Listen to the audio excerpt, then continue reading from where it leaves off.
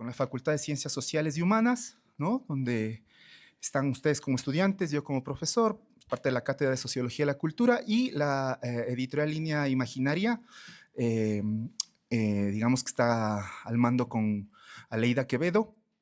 Y el motivo principal de hacer estos diálogos es un poco para pensar la sociología, la literatura, pero también cómo esta se articula con no solo nuevos lenguajes, sino nuevos campos también, que usualmente no son parte del mainstream sociológico.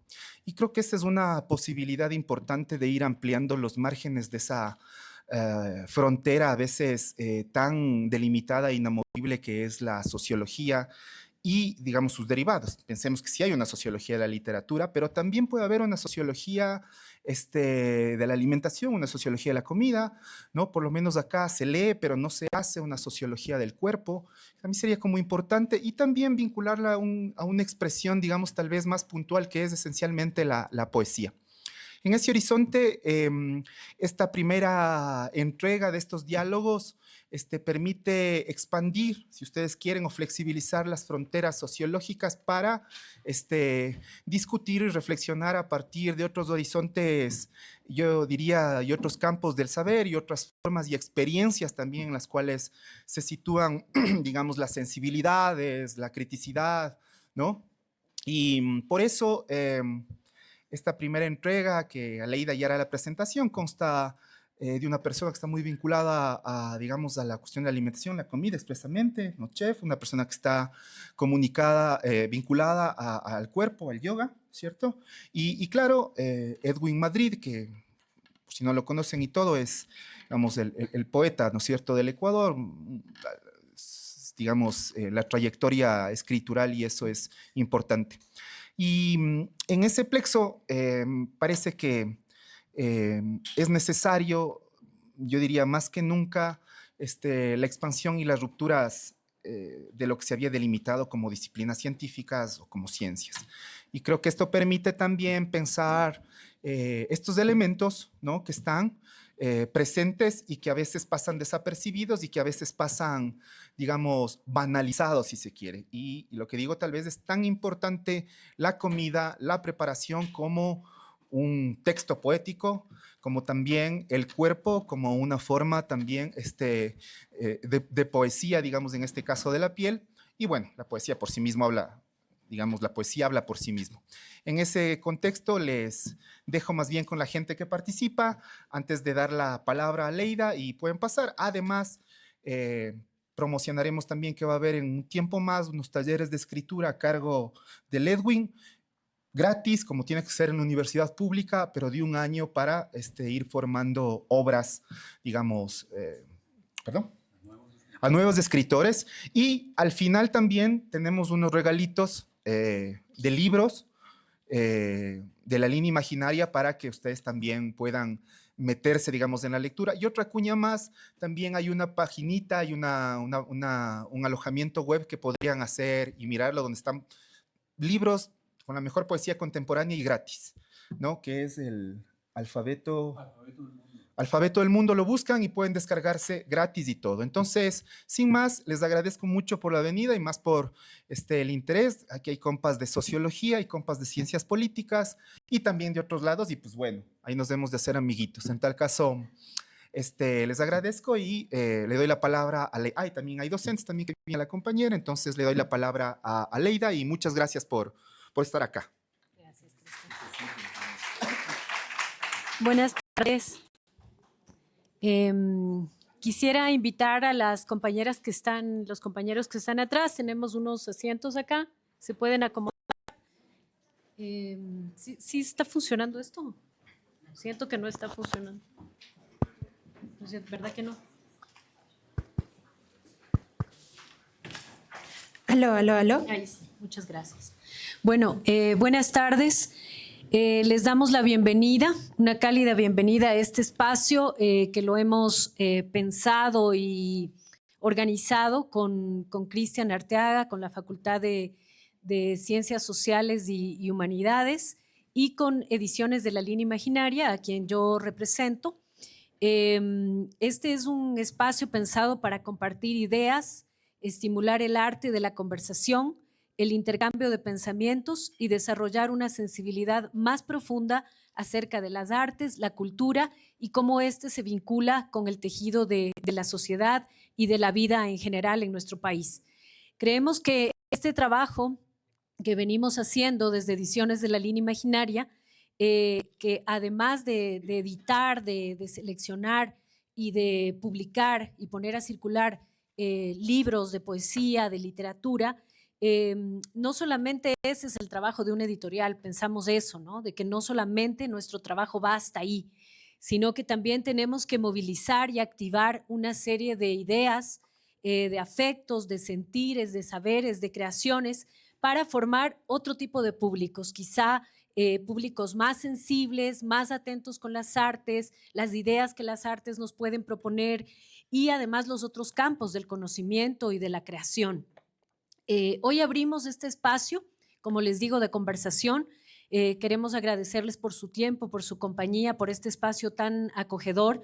Y lo abrimos con tres personalidades, con tres personas que vienen desde distintos campos de la acción, de las artes, del conocimiento, de los saberes, de la creatividad.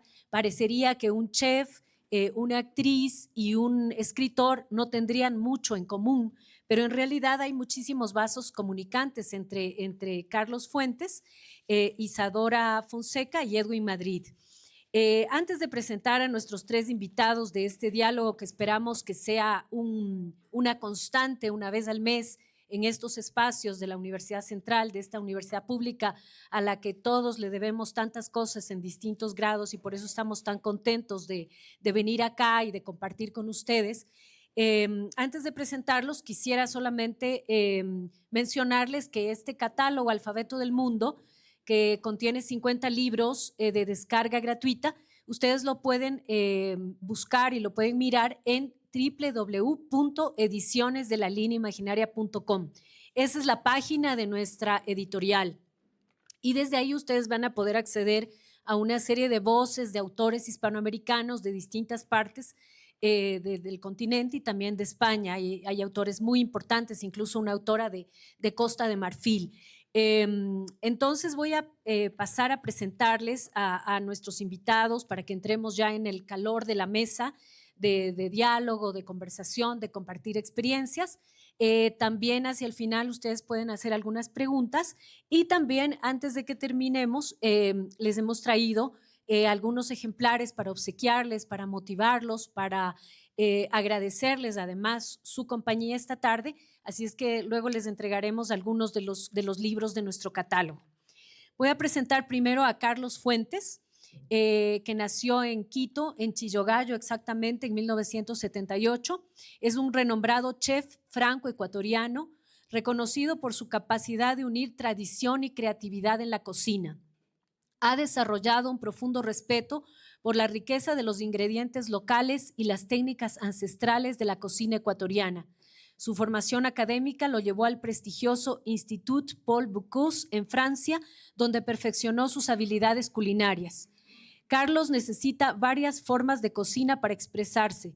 Aparte del restaurante que está ubicado en San Marcos, llamado La Purísima, tiene Las Perlas de la Virgen, en donde hace destilados, espíritus y macerados, y Yanuk, otro proyecto en donde hace investigación en botánicos para su uso en la hospitalidad. Además de su faceta como cocinero, Carlos es escritor y conductor de programas radiales. Es un maestro apasionado que comparte gratuitamente las más de 3,000 recetas de su restaurante con jóvenes cocineros y estudiantes de gastronomía. Así es que, como ven, tenemos a una personalidad de la cocina andina, de la nueva cocina quiteña con nosotros. Gracias, Carlos, por acompañarnos.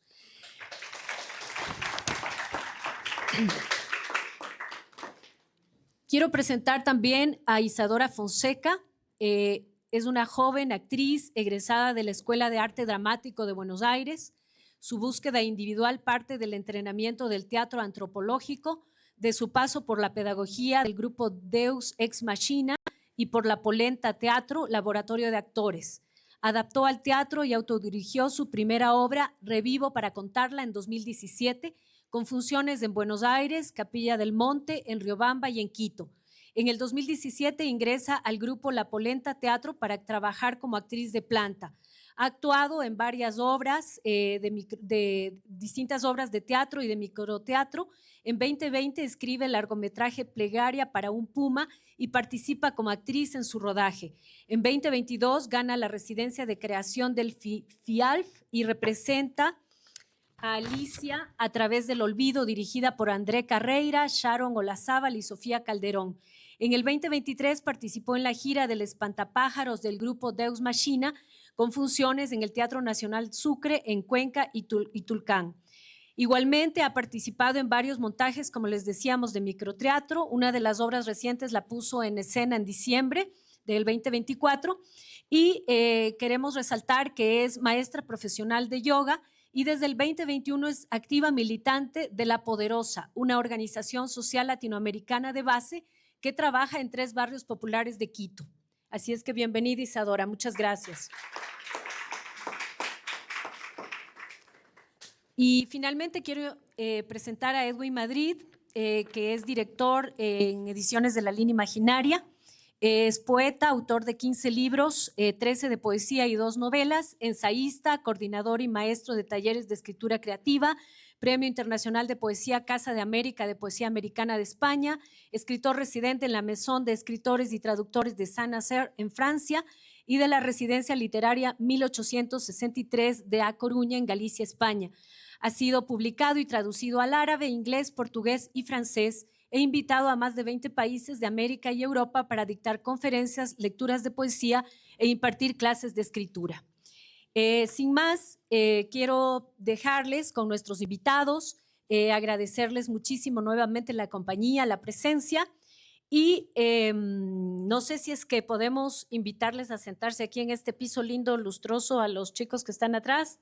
Yo creo que está súper limpio y como es madera no va a estar tan frío. Porque nos faltaron sillas al final. Ya vamos a pedir el auditorio 2 para el diálogo de la imaginación que se viene en marzo.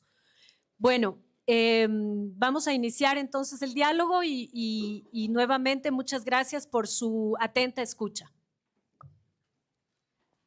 Gracias.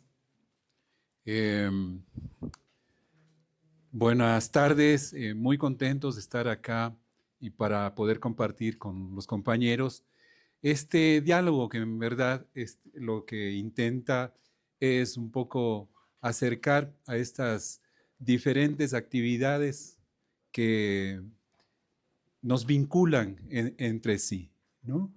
Yo voy a empezar permitiéndome hacer referencia a la vinculación que tiene, a ese paralelismo que hay entre la poesía y la gastronomía, ¿no?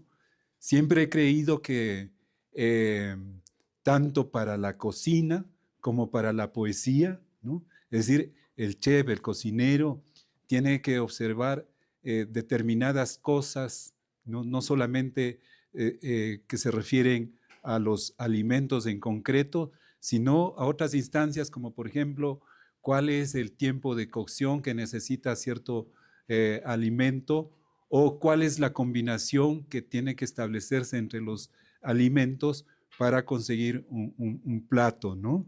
Si no de gana uno también cuando disfruta una buena comida puede referirse a un plato como decir, me serví esto está tan riquísimo que se parece a un poema, ¿no?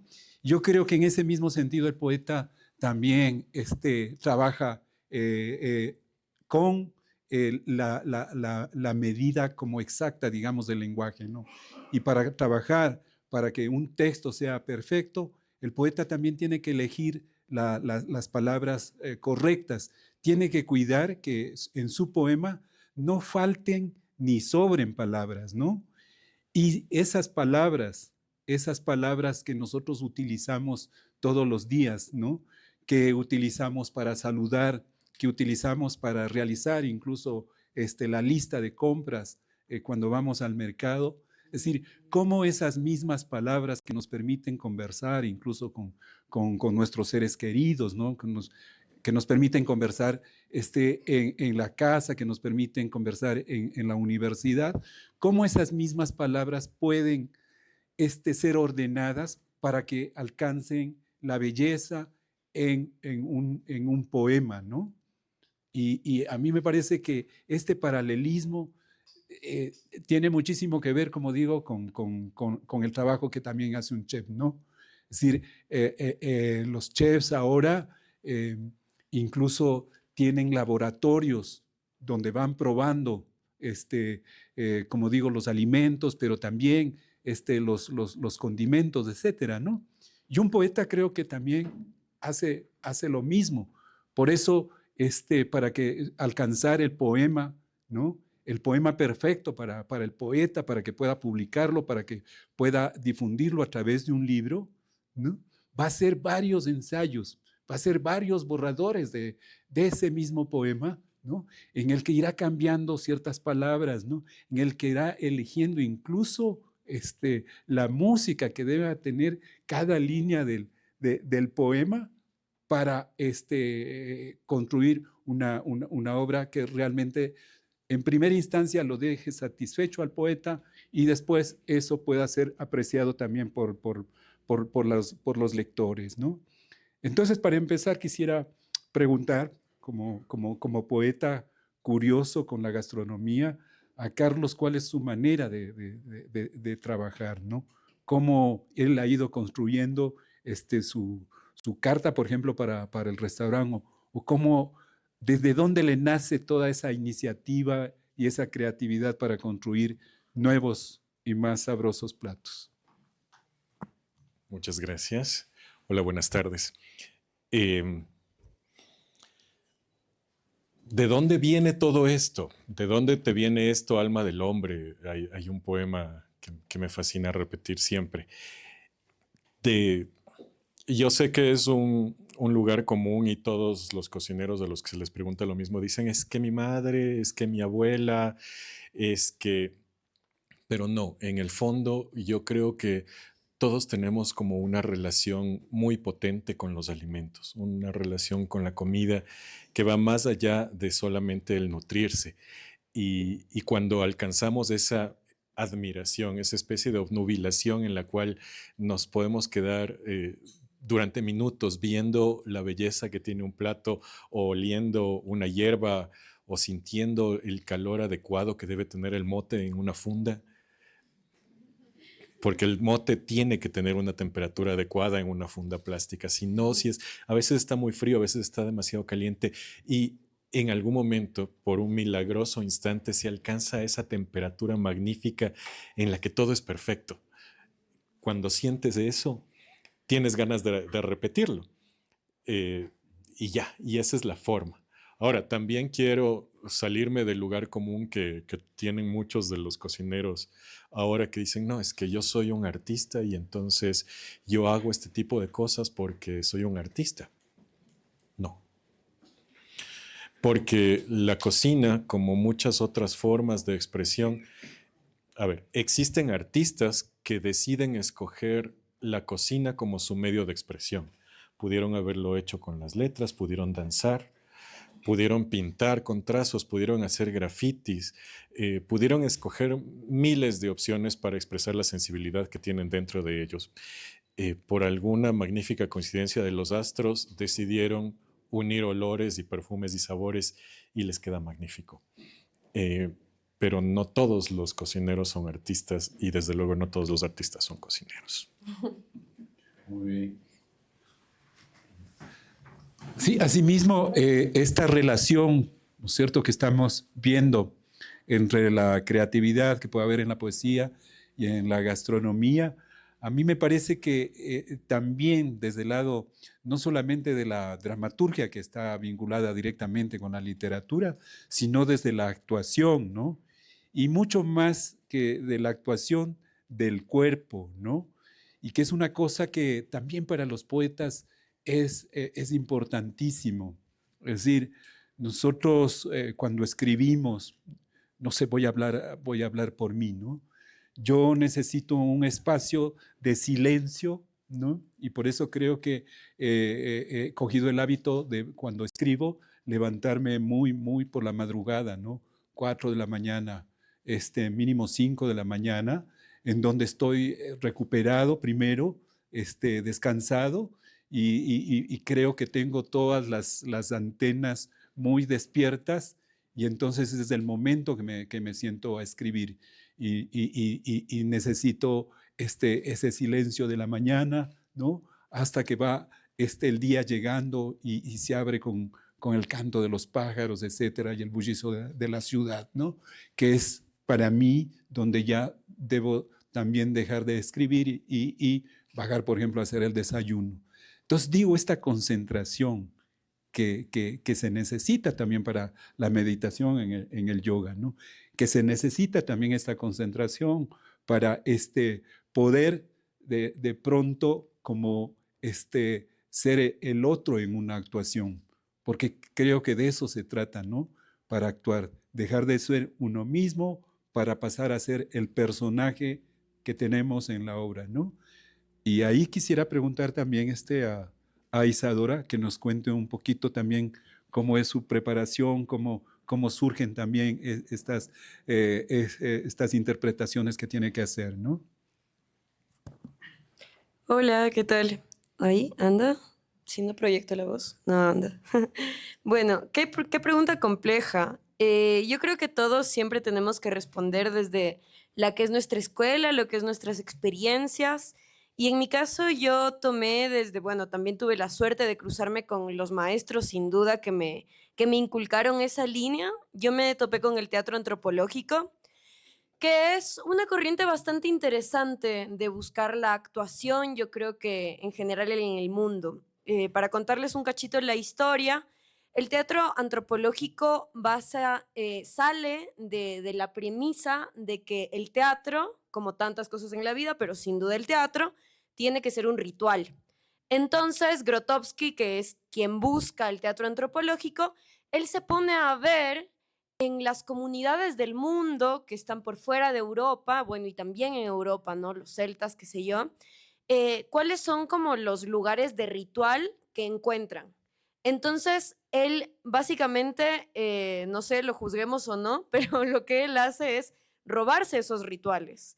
Él te dice, mira, hay esta comunidad en África que antes de cazar se lanzan un palo en un círculo y se lanzan el palo y se lanzan el palo y se lanzan el palo y esa es su forma de entrenamiento ritual antes de irse a cazar. Y el man lo que dice, muy actoral, y se lo roba. Entonces comenzamos, digamos, los actores de teatro antropológico nos van a ver lanzándose palos entre sí y lanzándote texto porque, digamos, el cuerpo te lleva, el cuerpo, desde ahí sale la palabra, o sea, hay como muchas similitudes. Y en esta búsqueda de lo actoral que él busca, valga la redundancia, siempre parte del cuerpo, de lo que te enciende, de lo que te mueve, de lo que tú haces para prepararte. Y los actores de teatro antropológico nos la pasamos haciendo mucho, pues pura pendejada, ¿no? Es que parece que no hiciéramos nada. Te puedes quedar haciendo, digamos, girando así, porque estás esperando que te salga la palabra de ese movimiento y que el texto te afecte desde el cuerpo. Eso ha sido. Ajá. Sí, pues sí. Y claro que luego tú puedes llegar a ver actuaciones sumamente naturalistas donde no pareciera que el pobre estuvo convulsionando 3 horas antes de entrar a escena, pero estás buscando como esa cosa que es muy vital en ti. Y por fuera de lo que se puede pensar, al menos del cómo yo me he acercado a la actuación y cómo los actores de antropología teatral nos acercamos a la actuación, no es como buscar a un personaje que está fuera de ti, sino encontrarte a ti dentro de ese personaje. Y si es que estás encarnando a un asesino, es decir, yo podría llegar a matar. La cosa es, ¿qué te tiene que pasar a ti para que puedas llegar a matar? ¿Y cómo despiertas eso en ti para llegar a ese lugar? Si tú encarnas un borracho o alguien que está decadente. Yo, particularmente en mi vida actoral, he hecho muchos personajes varones. Y es muy extraño también cómo el cuerpo se acomoda para poder llegar de una manera vital y como totalmente auténtica a eso, ¿no? Yo no he dudado que en todos los personajes varones que he hecho yo he sido hombre, ¿qué va a ser? O sea, es como, y piensas como hombre y no sé, o sea, o cosas muy distintas, de encarnar animales. Es todo ese lugar en donde la humanidad parece diluirse un poco con todas las cosas que existen. Qué bien. Claro, eso tiene mucho que ver, no solamente, como dije, con la dramaturgia, ¿no? Sino también con el escritor, porque el escritor tiene que de alguna manera también transportarse o trasplantarse al personaje que está creando en la ficción de su novela, ¿no? Yo quiero leer para hacerle una pregunta también a Carlos, porque Carlos ha hecho investigación en la tradición de la comida ecuatoriana, ¿no? Conoce muchísimo la tradición de la comida quiteña, ¿no? Y yo escribí un libro hace ya algún tiempo que se llama Pavo muerto para el amor, donde escribo eh, sobre ciertas cosas que tienen que ver con los alimentos. Y en este texto que se llama Del recetario del Nuevo Mundo, ¿no? El libro está atravesado por esta, cercanía con los alimentos, pero sobre todo con un erotismo, ¿no? Con una mirada erótica también, porque cuando lo escribí me parecía que poner alimentos y poner también la cosa erótica podía como potenciar al libro ¿no? Entonces, de este libro les leo este poema que me vincula prácticamente a la pregunta que quiero con Carlos desarrollar, ¿no? Dice del recetario del Nuevo Mundo. La leyenda habla de una monja dominica con conocimiento enciclopédico, aunque lo único que se conoce de ella es su recetario del Nuevo Mundo, un compendio culinario de comidas profanas que la monja preparaba para exacerbar a los prelados. En su célebre receta para los matrimonios de infieles, mezclaba más de 17 esencias entre cacao, canela, ají, clavo de olor, pimienta, jora, y elaboraba una salsa con la que ponía a asar marranos a fuego lento.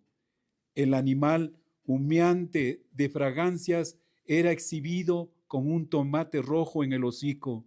La comida se iniciaba con la oración al chancho. Bendito, bendito, moriste por nosotros, libéranos hasta el día de tu muerte. Dicho esto, los monjes hundían el diente y se apuraban jarras de vino o chicha, para luego, uno por uno, cruzar el patio, subir escaleras, recorrer los pasillos e ingresar en las alcobas donde monjas locas esperaban por ellos. Entonces, sí, esta es una cosa que salió, pero que claro, creo que nosotros tenemos en nuestro recetario esa hibridación, ¿no? Ese mestizaje también en la comida, ¿no? De lo que vino de Europa y lo que nosotros teníamos ahí. Cuéntanos, Carlos, cómo es tu investigación sobre la comida mestiza, sobre la tradición que nosotros tenemos acá y en Quito especialmente, ¿no?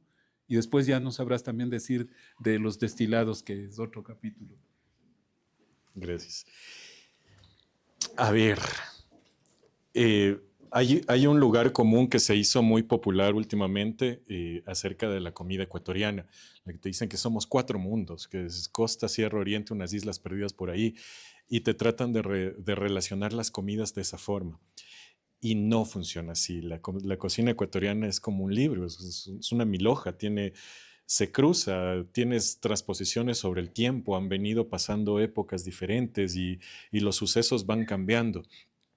hay un plato a mí que me encanta contar como la mayor anécdota de cómo evoluciona la cocina ecuatoriana. Es las salchipapas. Sí, porque la gente normalmente cuando se pone chaqueta blanca se vuelve elegantísima y dice salchipapas. Nunca, ¿qué les pasa? En mi restaurante sí tenemos salchipapas, varias. Eh, pero ¿cómo funciona esto?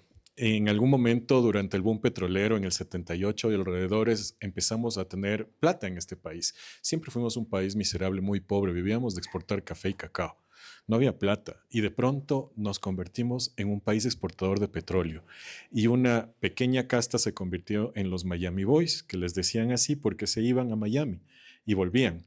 Y claro, en Miami comían lo que comía alguien en los 70, obnubilado por la primera vez que llegue a Estados Unidos, que es comida rápida. Y claro, en esa época, en Denny's y en lo que hubiera habido en Miami en ese momento, empezaron a comer papas fritas con salchichas fritas y les pareció delicioso y lo trajeron así como en el libro, ¿no? Y vio que era bueno y lo trajo. Eh, Perdonarán, soy irrespetuoso. Eh, Entonces lo trajo acá y empezaron a tratar de hacer salchipapas de la forma en la que habían comido, pero claro, no eran las papas que tenían la cobertura de almidón, no tenían la textura de las papas de la francesa, no eran crocantes y de hecho a los ecuatorianos no nos gustan las papas de la francesa, no nos gusta que sean crocantes, más bien nos gusta que sean confitadas, hervidas en una grasa a baja temperatura durante muchísimo tiempo para que sean como unos tallarines deliciosos, llenos de grasa, calorías y sabrosísimas. Y empezamos a tener salchipapas, nosotros. Pero claro, las salchipapas que comíamos nosotros eran del McDonald's, del restaurante McDonald's que quedaba aquí abajo, donde ahora es un supermercado. Y ya, pero aún así eran demasiado caras para el común de la población. Entonces vino una evolución. La gente que veía a la clase media comiendo salchipapas quería comer salchipapas también. Pero a nadie común y corriente en este país de campo se le ocurre se le ocurre freír una papa que está cruda, porque ocupas demasiado aceite y el aceite es caro. Entonces no puedes hacer eso. Lo que hicieron fue pelar las papas, las hirvieron y luego las pusieron en muy poquito aceite durante muchísimo tiempo y las empezaron a servir con la salchicha más barata que encontraron, que es la salchicha San Carlos, que tiene una mezcla maravillosa de carne de res y carne de borrego por partes iguales y por eso sabe tan bueno a pesar de ese color rojo fosforescente que tiene. Eh, y claro, tenías papas fritas con salchicha, tenías tu propia salchipapa y eso iba y todavía va por las calles de toda la ciudad en un balde de hierro enlosado con carbón abajo, con ese olor del carbón maravilloso. Pero claro, como somos ecuatorianos, carne frita sin un agrio, sin una salsa, sin un encurtido no funciona. Entonces las salchipapas de balde se empezaron a vender con el encurtido de cebollas, paiteñas, tomates, bastante cilantro, un poquito de sal y limón, porque eso te servía para que lo comas ahí. Y entonces logramos la completa popularización de las salchipapas y de pronto las salchipapas de la clase media, las que eran largas en fundita con cebolla y mayonesa, empezaron a darse cuenta que a la gente le gustaba el encurtido en las salchipapas populares. Entonces empiezan a ponerlo. Y como al ecuatoriano le gusta irse al chancho, que es una muy vulgar forma, disculpen ustedes, de decir que nos gusta hacerle florituras barrocas a la comida y a todo mismo, como nos gusta irnos al chancho, decidieron que no solamente iban a poner cebolla encurtida y tomate y todo, sino que ahora te sirven 10 variedades de ensaladas encurtidas y tienes frijoles y tienes una barra de ensaladas para comer tus salchipapas. Entonces, todo este inútil prolegómeno, esta historia larguísima pero sabrosa, nos sirve para ver cómo evoluciona la comida ecuatoriana. La comida ecuatoriana empieza con una traída desde el extranjero y luego se vuelve tan nuestra que hemos cambiado absolutamente la naturaleza de las salchipapas originales que seguramente ya no se consiguen en Miami para convertirlo en algo absolutamente nuestro. Entonces, si tú vas a un restaurante de comida ecuatoriana y le preguntas, oye, ¿tienes salchipapas? Y te dicen, no, ¿cómo se les ocurre? Ahí tienes que huir, ahí tienes que sospechar. Muy bien, muchas gracias. También creo que en esa posibilidad de elegir, ¿no es cierto?, este restaurante o este otro, en comer en Miami o en comer acá cerca del Camal, ahí hay una visión política, me parece, ¿no? Y eso quisiéramos preguntarle a Isadora, ¿no? ¿Cómo es esa visión política aquí en la comida, ¿no? Que como la visión, o sea, verá, o sea, a ver, yo siempre a lo que me invitaron a charlar con, con un chef, yo dije como, ¿qué? Porque, bueno, yo soy militante de una organización de base que tenemos mucho trabajo aquí en Quito y pues militamos en los barrios, ¿no? Y hacemos ollas comunitarias en en la comuna, tenemos una olla 2 veces por semana, aparte de teatro, cine, cosas que hacemos allá. Pues yo dije, no, y yo odio los chefs, es que los odio, o sea, como que, es que, o sea, nada, sí, a los poetas los quieren más o menos, a los divertidos. Pero como que a mí siempre me ha parecido como una cosa horrible estos temas de los 7 tiempos Michelin, en donde vas y te cobran como $200 por 7 cosas con cada uno con su maridaje de zaranga, de vino.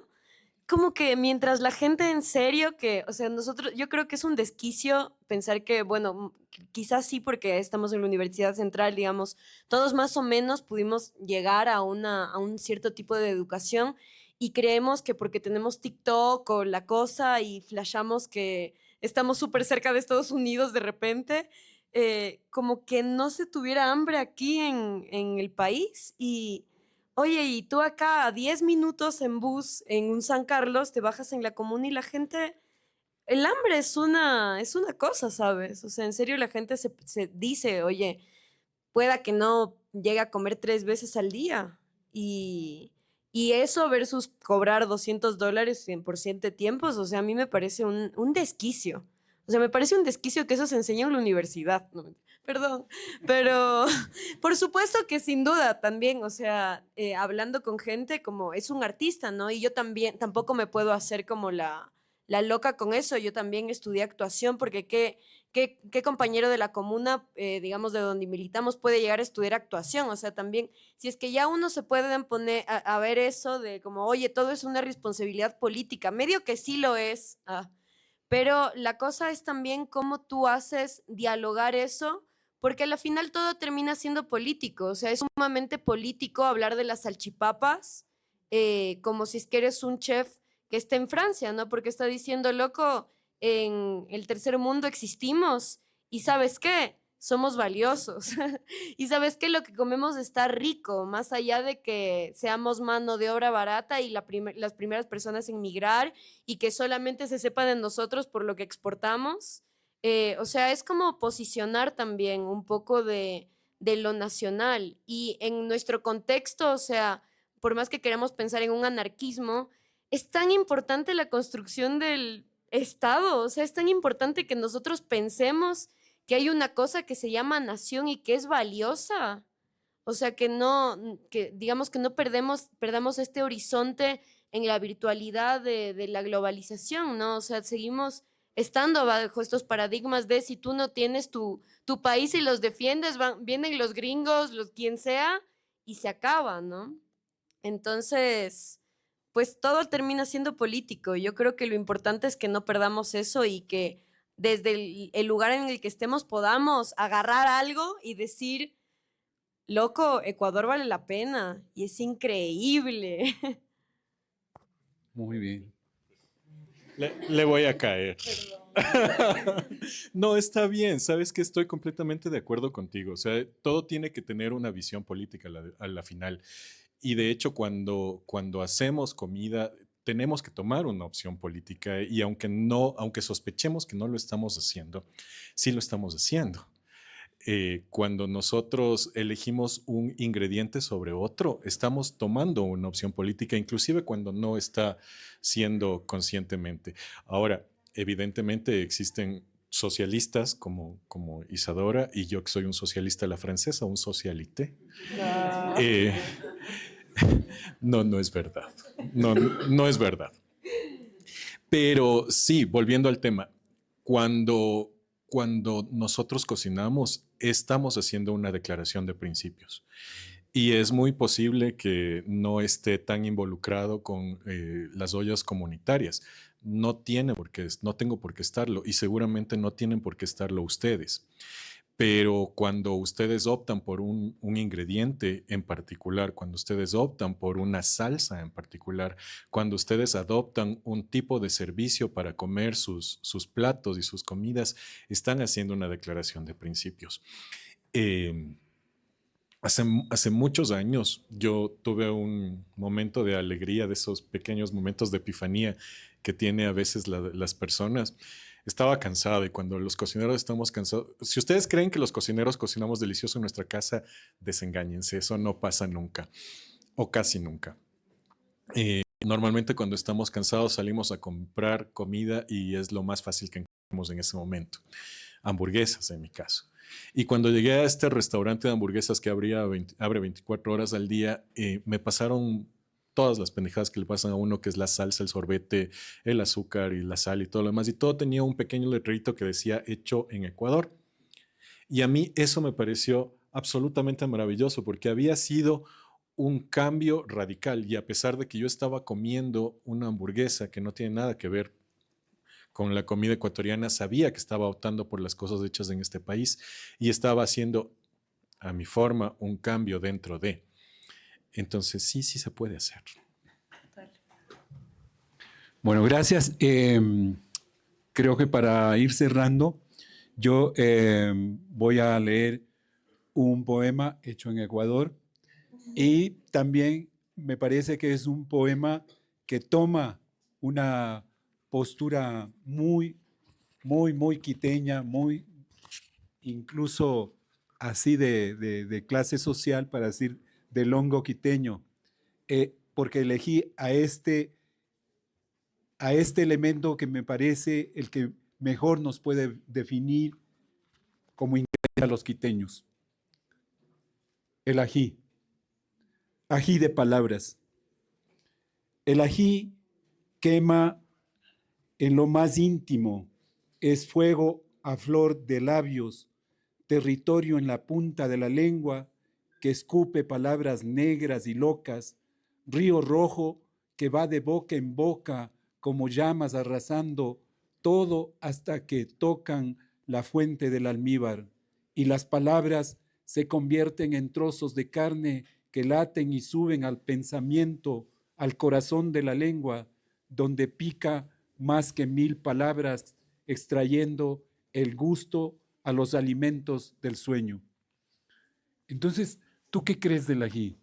Porque yo lo acabo de definir como uno de los elementos así más quiteños, ¿no? Es decir, desde siempre creo que en la mesa de los quiteños, no sé si del Ecuador, pero al menos de los quiteños, siempre está ese ingrediente ahí, aunque sea para comerse con pan o con una papa, ¿no? ¿Qué es para ti el ají? En la comida, ¿no? En Ecuador existen 96 variedades de ají. Es enorme la cantidad de ajíes que existen. Pero el Ecuador tiene esta enorme variedad en todo. Existen 576 variedades de papas nativas, de las cuales encuentras máximo 10 en los mercados. Y claro, el reto del cocinero y el reto del ecuatoriano en general es tomar esta abundancia y transformarla en riqueza. Y para eso servimos los chefs.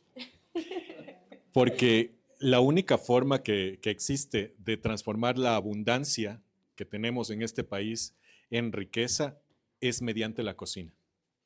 No hay otra forma. Yo sufro lo indecible, sufro viacrucis todos los días cuando me levanto y desde mi ventana veo que la ciudad se ha comido un poquito más la frontera agrícola. Ya estamos llegando hasta Guayabamba y por el sur ya estamos pasados Machachi. Y en cada galpón feo, en cada casa fea de vidrios azules como gafas Ray-Ban, con antenas de hierro en la terraza, que crece como hongos bajo la lluvia, vamos perdiendo la posibilidad de tener un ingrediente nuevo. Entonces, ya seguramente ustedes no han conocido el asnayuyo, seguramente nunca han probado los delicados matices del zorroyuyo, no han escuchado sobre el cinzo, no tienen 96 variedades de maíz, de ají en su mesa, probablemente han perdido toda conexión con el canguil puntiagudo, durísimo, que no reventaba ni la mitad del canguil. Era delicioso comérselo luego, el rompemuelas con ají. Eso se está perdiendo y con cada galpón de mecánica que avanza, estamos perdiendo la oportunidad de no solamente valorizar el trabajo del campesino y la oportunidad de hacer que la tierra que tenemos ahí rinda frutos, valga la pena y se convierta en un proceso económico que ayude a todos los demás. Es decir, cada vez que nosotros ponemos una variedad de ají en la mesa, no solamente estamos poniendo un acompañamiento sabrosísimo de los cientos que tenemos en los recetarios ecuatorianos, sino que además estamos perdiendo la posibilidad de que a una comunidad campesina le demos el camino, la vía para poder tener riqueza, que es a la final lo que estamos buscando todos. Y aquí quiero recordar, hace mucho tiempo, cuando tú entrabas a un restaurante de manteles y pedías ají, salía el chef furioso y te quedaba viendo con una cara de natural desprecio y te decía, en este restaurante no servimos ají. Pero así te miraba como mala de novela mexicana, ¿no? Así, pequeña niña tonta. Y yo también vivo en un personaje. Sí, uno de estos días boto la chaqueta y hago así. Y me voy a sembrar papas. No. Entonces eso pasaba, en serio. Cuando ustedes iban a un restaurante y pedían ají, te quedaban viendo con desprecio y te decían, ¿cómo crees? Y es todo lo contrario. O sea, si alguien te pide ají es porque está en su naturaleza pedir ají. Entonces no le pases uno, pásale 4. Diferentes variedades, hermosos, espectaculares, hechos con técnicas, hechos con toda la maestría del que sabe hacer bien las cosas. Eso es lo que hay que hacer. Y hay ajíes maravillosos, ¿no? Hay ajíes espectaculares. Yo recuerdo siempre, estábamos conversando la otra vez con Edwin, recuerdo siempre un ají hecho en piedra, espeso, casi como una pasta, roja, perfumada, muy picante, tanto que uno ponía una cucharada en el mote y le empezaban a arder los ojos. Ese era un mote que yo comía ahora le dirían patio de comidas, en el lugar donde se sentaban las doñas a vender la comida en el mercado de Chimbacalle. Era espectacular. Entonces, ese es el ají que yo quisiera volver a repetir alguna vez en mi vida. No lo he logrado. Probablemente ya no exista la variedad de ají que ellas utilizaban. Eso es lo que yo quisiera. Muchísimas gracias. Bueno, para ir cerrando, ¿no es cierto? Nos gustaría aquí abrir para que ustedes, los que tengan alguna pregunta, pues lo puedan hacer, ¿no es cierto? A cualquiera, sí. Por allá. No sé si...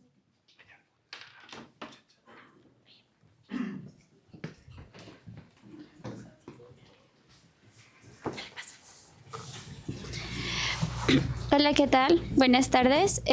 Mi pregunta va en general porque estaban hablando hace poquito sobre esto de que les parece como que bastante efusivo, problemático el hecho de que se cobre $200 por 7 tiempos y que camines un poco más y veas que la gente se muere de hambre, ¿no? Entonces yo quisiera preguntarle acá al chef porque hablando de las elecciones que mencionaba en lecciones políticas, ¿cómo es posible que, porque para cocinar tienes que tener ingredientes que son de alta calidad, ¿no?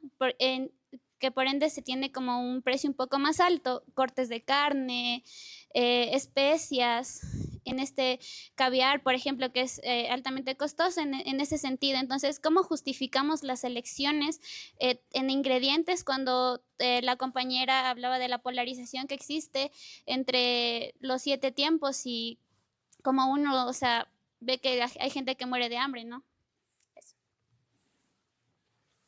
Buena pregunta. Es fácil de responder también.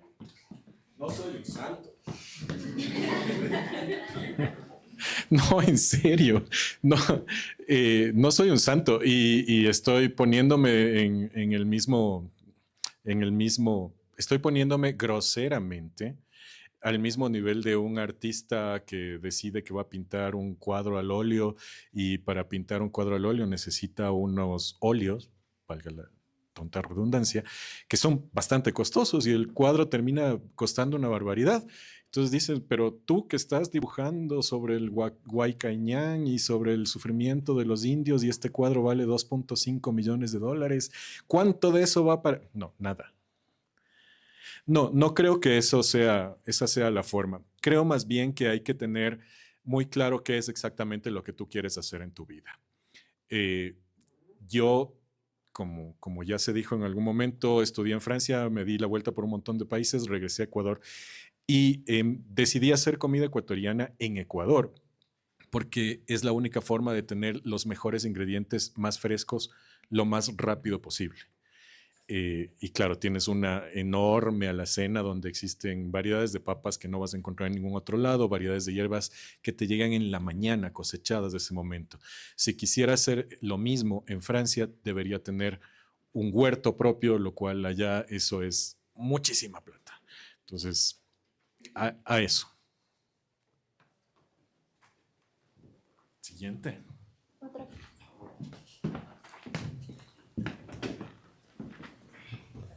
Bueno, ¿qué tal? Primeramente agradecerles por estos espacios, ¿no? Ya que son muy importantes también como contrastar de alguna manera el arte en diferentes ámbitos también, ¿no? Y abrir un poco más como el panorama de lo que se tiene como el conocimiento o la visión en cuanto al arte. Bueno, mi pregunta va igual en general. No sé, de alguna manera, tú como chef, como has estado en altas cocinas y todo esto también, ¿crees que de alguna manera la cocina se puede convertir en un repertorio de acción colectiva? No sé, no solamente, creo que con la compa en la cuestión de las ollas populares, de las cocinadas, sí, ¿no? Pero en la alta cocina, ¿cómo se podría como matizar eso o armonizarlo? No sé. A ver, la cocina, es que me siento incómodo conversando con ustedes sentadísimo. La cocina, creo que nos escuchamos. Es para bien. la transmisión. Sí. Perdón. A ver, la cocina es una herramienta de cambio social. Y tenemos que tomar en cuenta eso súper claro, porque cuando estigmatizamos los restaurantes de alta escuela y estigmatizamos este tipo de cosas y los hoteles que tienen 60 cocineros, estamos pensando que trabajan para un grupo muy pequeñito de personas que pueden ser capaces de pagar los precios que alcanzan ese nivel de calidad y ese nivel de ejecución. Completamente cierto. Sin embargo, tenemos que recordar una cosa, y es que la cocina es un movilizador. Esas papas, ese asnayuyo que compré hoy en la mañana en el mercado, ese atún que me llegó hoy en la mañana desde Manta, lo pescó alguien en Manta. Y el dinero que estoy pagando yo por ese pescado se va a repartir. Es un movilizador social. Pero quiero ir mucho más allá todavía. Los cocineros que están trabajando conmigo, solamente 2 son profesionales. De los 10 que tengo, solamente 2 son profesionales. Y la razón es porque la cocina siempre ha sido la opción del que no tiene ninguna otra opción. Es decir, cuando tú decides meterte a una cocina, es porque ya pasaste de secretaria, ya pasaste de guardia, ya pasaste de mensajero, Ya viste que no das vendiendo zapatos y seguramente caminaste calles vendiendo tarjetas de 20 y no te dio. O mucho peor, nadie te va a dar trabajo porque tienes un prontuario en tu cédula. Entonces, cuando nosotros vemos a esas personas súper raras que están metidas en ese cuarto donde hace un montón de calor y donde las bromas sexuales y los golpes son de lo más común que existe, estás viendo un grupo de personas que está utilizando la cocina para salir de su realidad social para alcanzar un nivel superior. Pequeñita historia antes de seguir con esto, el mejor sous chef que he tenido en mi vida era un tipo que cojeaba del pie izquierdo. Maravilloso, un tipo que se pegaba en un Valentín desde las 6 de la mañana hasta las 3 de la mañana del otro día y la rompía con una delicadeza en montajes, con una comprensión de las salsas que era absoluta. Alguna vez conversando con él le digo, oye, ¿cómo así cojeas? ¿Qué te pasó? ¿Es un accidente? ¿Qué pasó? Me dice, verás, yo tenía 15 años, yo soy de Manabí, y no había comida, no había trabajo y me robaba vacas. Era cuatrero, entonces lo cogieron una vez y el dueño de la finca le dijo, a ver, ¿te mando a la Penny o lo arreglamos aquí? Lo arreglamos, listo. Sacó el machete, le cortó la mitad del pie izquierdo y nunca más volvió a robar vacas, pero tampoco tuvo otra opción en su vida. Y ese tipo era el mejor sous chef que he tenido en la vida. Entonces sí, la alta cocina hace muchísimas cosas.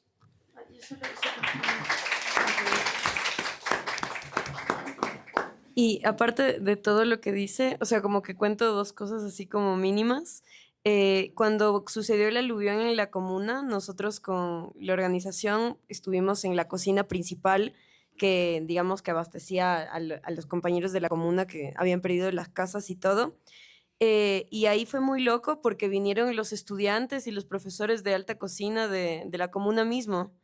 Y era brutal, o sea, como que de repente, claro que uno como militante no podía hacer mucho porque tenías a los chabones que, digamos, cortaban en láminas de, así como de papel bond las cebollas y se estaba dando a la gente, o sea, comida absurda, o sea, era una cosa deliciosa, era una locura. Y nada, ojalá que se sumen más. Bueno, vamos a cerrar con la última pregunta.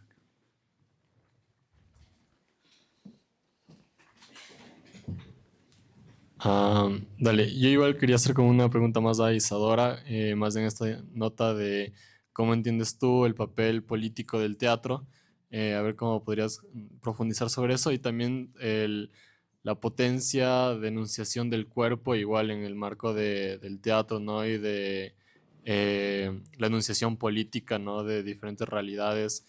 Se me hacía súper loco esto que mencionabas del tema de cómo te expresabas como o habías representado o performado el papel de un hombre, ¿no?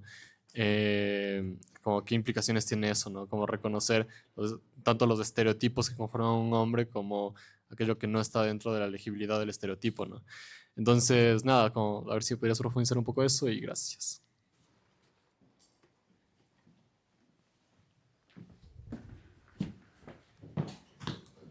Gracias, re complejo, re teórico todo. Pero sí, ¿no? A ver, era como por muchos lugares la pregunta. Voy a arrancar, supongo que por el cuerpo. O sea, yo creo que siempre, digamos, la mayoría acá, estudiantes de sociología, el cuerpo es lo primero que se conquista, ¿no? Digamos, cuando tú vives en un sistema, es lo primero que se oprime. Y ahorita es lo que más oprimidos tenemos, ¿no? Como que vivimos en un sistema que te dice que tienes que trabajar 8 horas en un escritorio, ¿no? Digamos, por decirlo, la obviedad.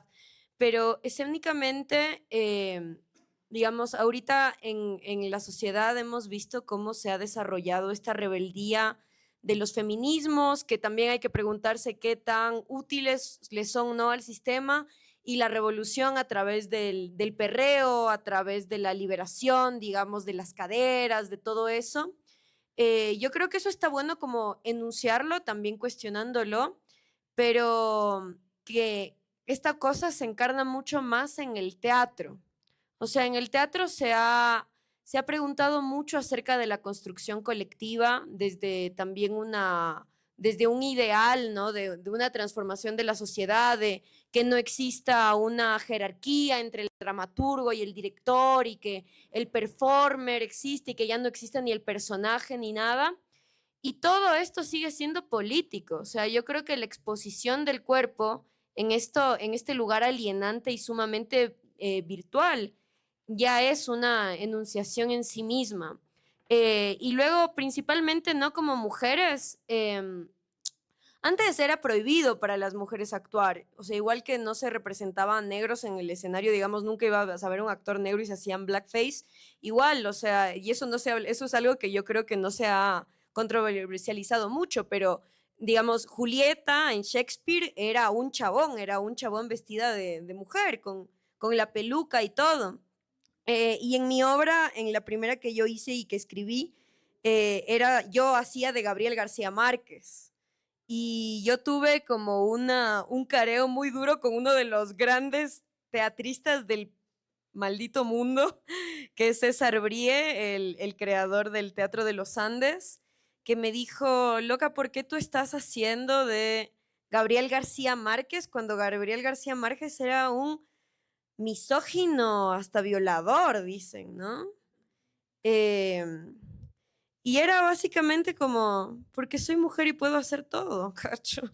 Pero era así de simple, ¿no? También, y decir como, estoy usando una excusa y también como convirtiéndolo me puedo burlar de él, ¿no? Y que a la final la actuación a mí no me parece que es caer, o sea, se entiende mal cuando uno cae en robar los estereotipos, como que, ay, caminar con las piernas afuera, ya estoy haciendo de hombres, un estereotipo, es vaciar la cosa.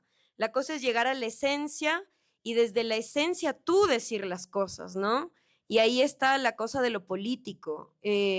Yo creo que el arte no debe ser panfletario, porque para eso militamos y para eso literalmente damos panfletos y venimos a foros y cosas.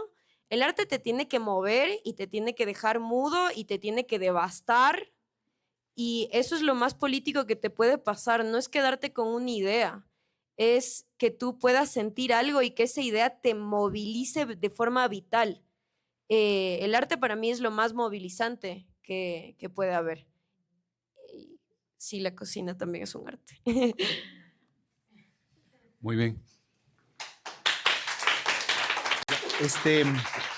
Dos cosas. La primera es agradecer a todos y todas que estuvieron acá. La segunda es decirle que esta es su casa, la universidad pública es su casa, es nuestra casa. Creo que como nunca antes tenemos que cuidar y pelear lo público en estos momentos. En ese sentido, qué bueno si se van de acá con impresiones, pero también qué bueno que se vayan con libros. Creo que eso también dice mucho.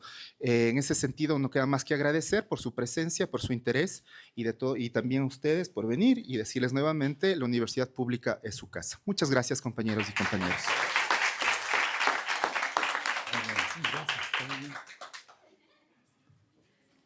Gracias.